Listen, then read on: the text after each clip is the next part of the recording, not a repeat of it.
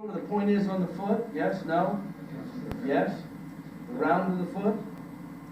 You actually want to tread on it. You want to tread on it. That activates that, but if I hit that now, he's going all the way out. Sorry, he's going to go all the way out because of the tread on the foot. If you hit him in the opposite side on the ribs, you have the solar plex, you have 3 inches down.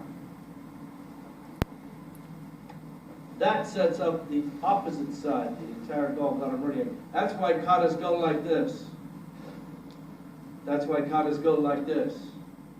That's the places you're hitting. You're hitting it on the ribs, and you're catching it on the head. The better you can hit them on the head, and the more you can do this with that suction. The deeper they go out and the faster they go out. For an instant self-defense. I really like to teach you this, and I like to play with it when you go back to your schools in case you injure somebody. I don't want to be there. But you just have to tap lightly, and you'll find out that it's an instant self-defense. Somebody grabs you, you can tap them on the head. You just got to know how to tap right, and whether you're going to come in from this angle or the front. And you have to study other people. Head like this, right there. I got to get to here, here, and here. His has a nice sharp turn. His is actually around the side. The average person would hit him and they wouldn't get a result because they weren't getting this point here. They would have to come in from this side.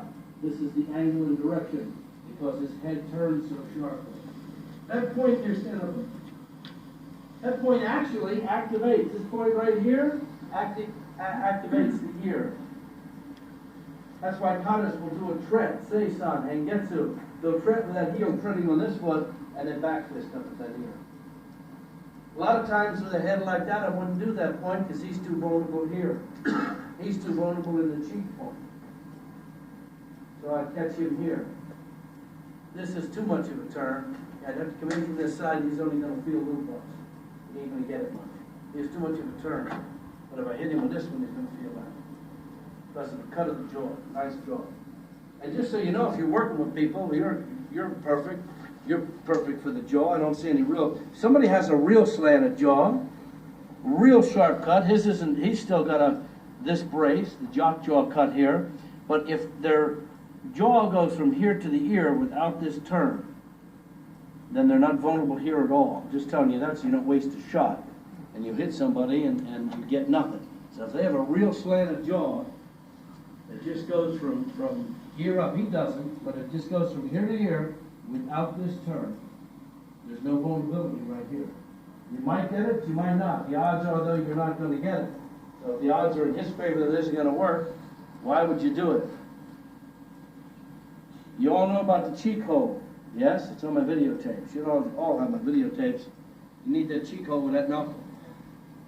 You need that cheek hole with that knuckle, and you need to turn on in. I'd use that on somebody maybe like this, but I wouldn't use it on you. Heavy face. Yeah, heavy face, heavy cheeks. You don't go after ones unless they're vulnerable.